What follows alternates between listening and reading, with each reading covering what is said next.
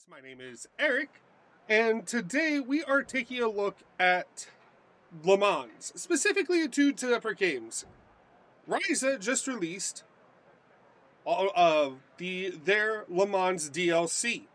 So we're going to take the Porsche RSR around both tracks and both games, and just to see if there's any contrast or difference.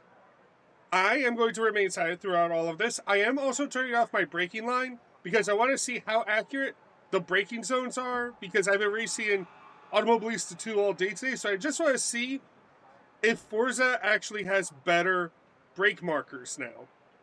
I will be doing Forza on controller, and then I will be switching over to wheel for Automobilista.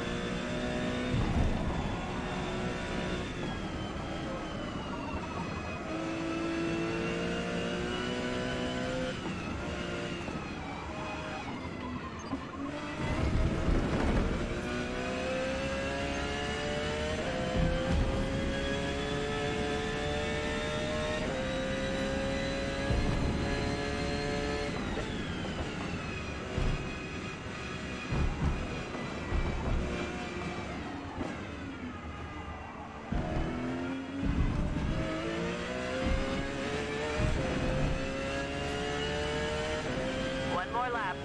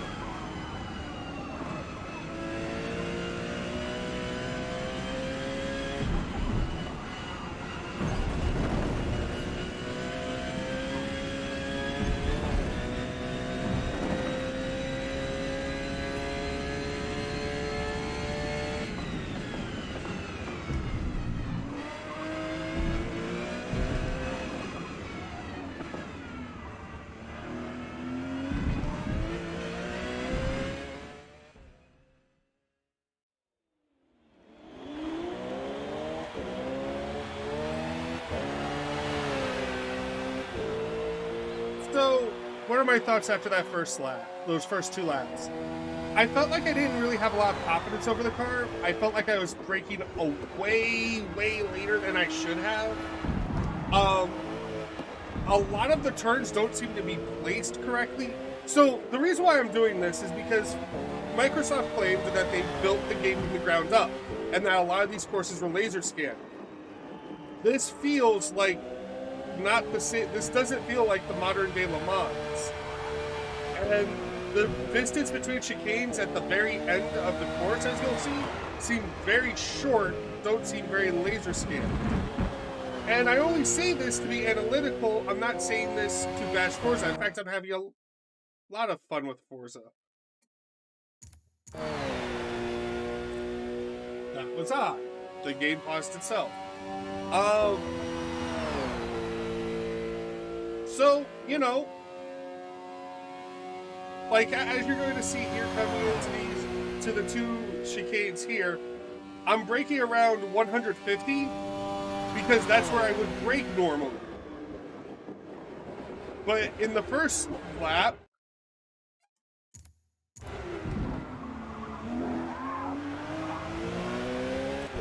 you see I overcooked the turn. That could be due to cold brakes. And I don't know why the game is doing this all of a sudden.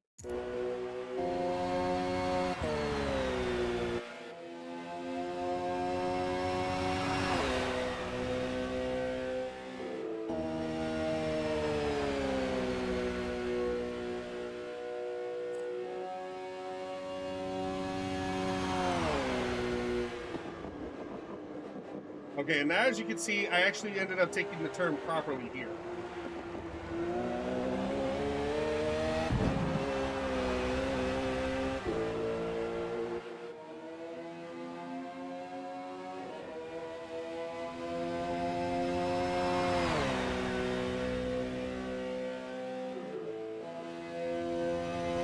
Here's the big one. This hairpin right here, I normally in the game start braking right at that bend to get myself around.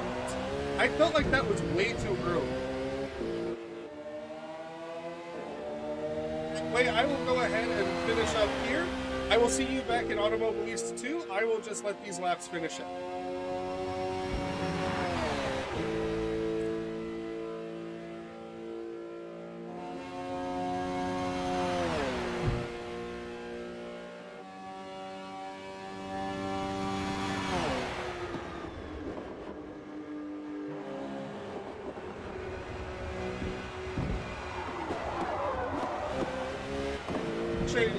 I would like to make one more note here. I think for the foreseeable future, I will be using braking line with Forza, as I don't think they have the braking distance to go.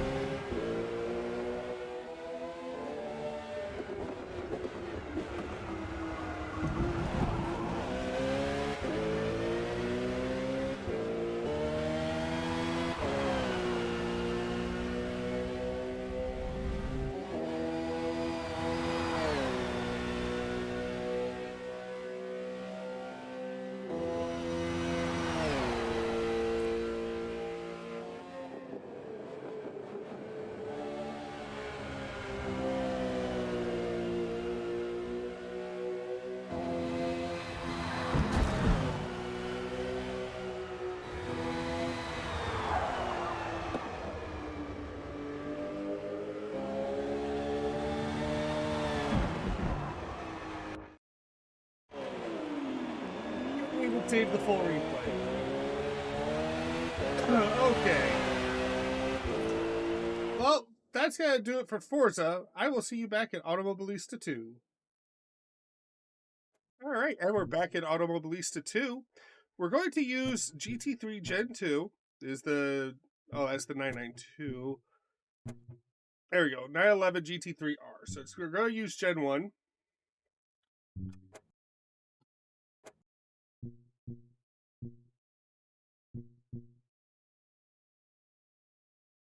Let's go ahead and use that livery. And we're going to do the new 24 Hours of Le Mans course, as you can see here. And we're going to compare and contrast what we felt.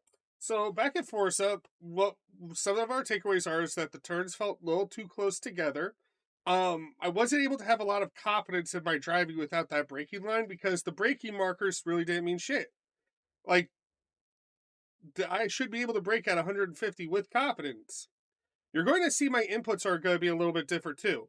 In Forza, you kind of have to brake full, coast, and turn, and that causes your car to rotate. Automobilista 2 acts a little bit more real. And you might be wondering why I'm not incorporating any other sims like Gran Turismo or some older stuff, is because these are the two newest games to feature this course. And this is my favorite racing course of all time.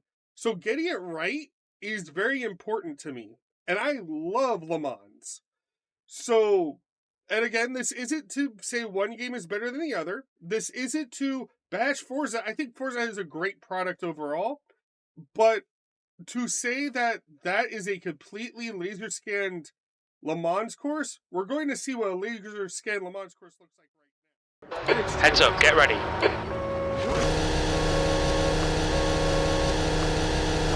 Green, green, green.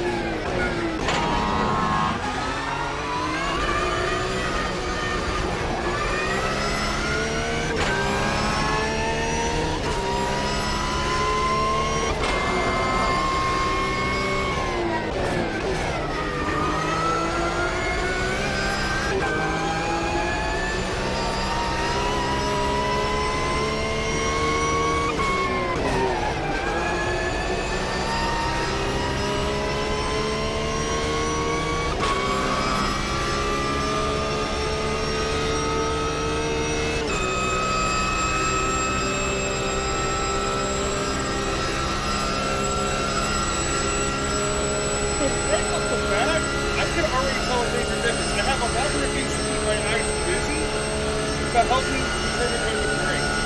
I get a 300 mile.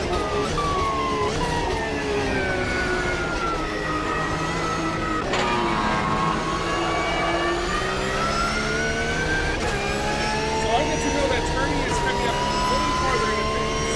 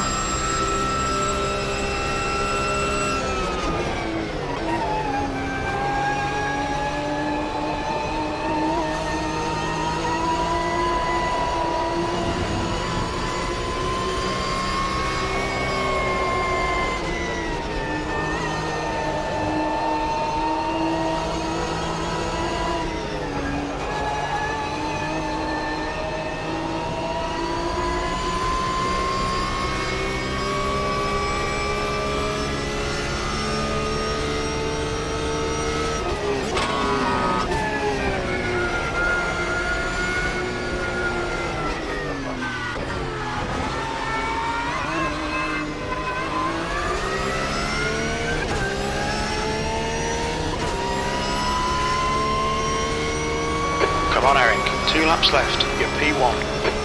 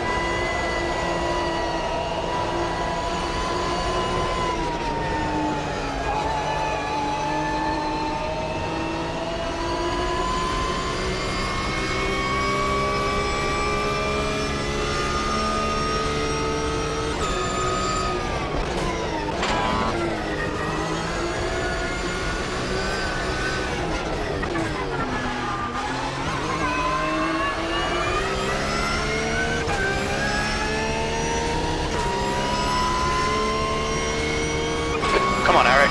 One more lap. Keep it together. We'll win this. That lap was a 4:06.9. We're halfway home. Fuel looks okay.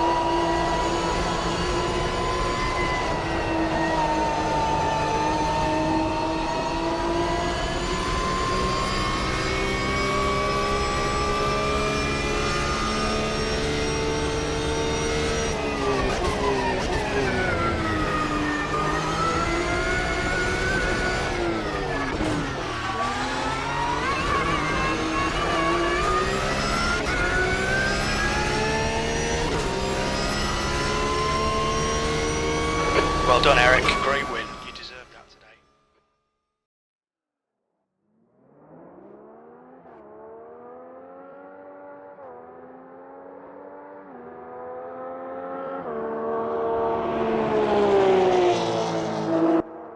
So what can I say about Automobilista 2?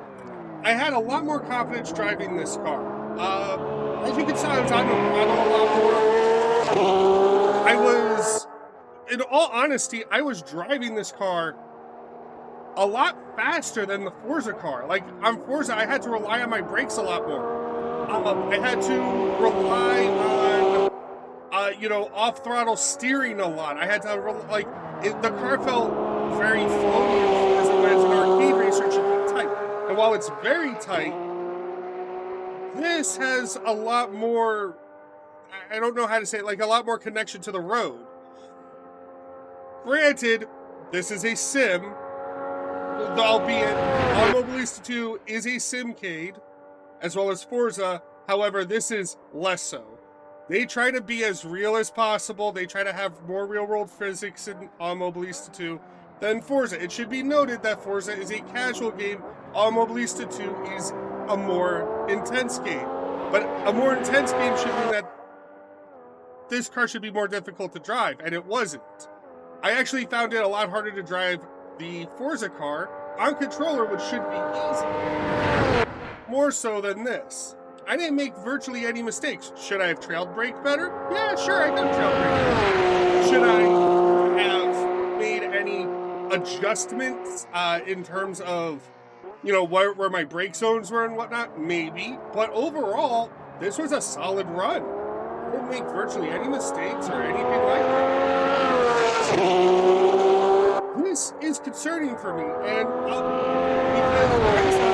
because like a quarter of the budget, I want to say even less than Turn 10. Ryza doesn't have a former publisher like Turn 10. Ryza doesn't have a huge staff like Turn 10. So why aren't we getting an accurate representation of Le Mans? I'm not saying that it should be dead on accurate like this, but we should be able to feel like we're not in a game version of the track.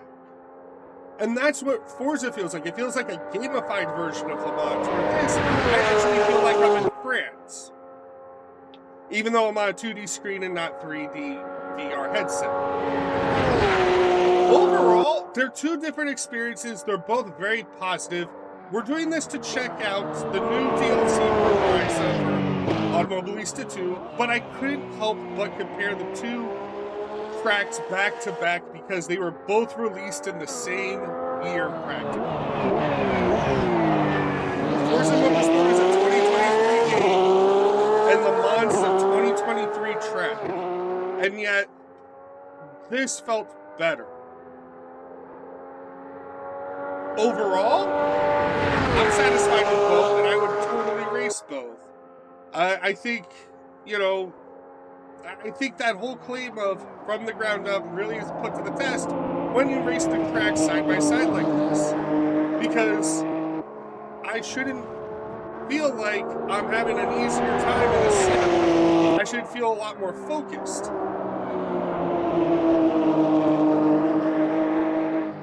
Also, if you notice, I was able to coast through these turns instead of having to brake them.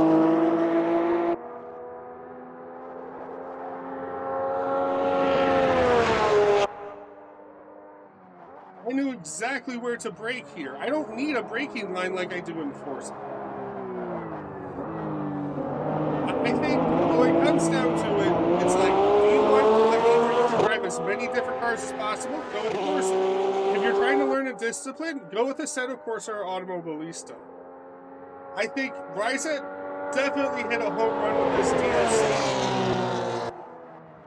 And I wanted to get as close to an apples-to-apples comparison.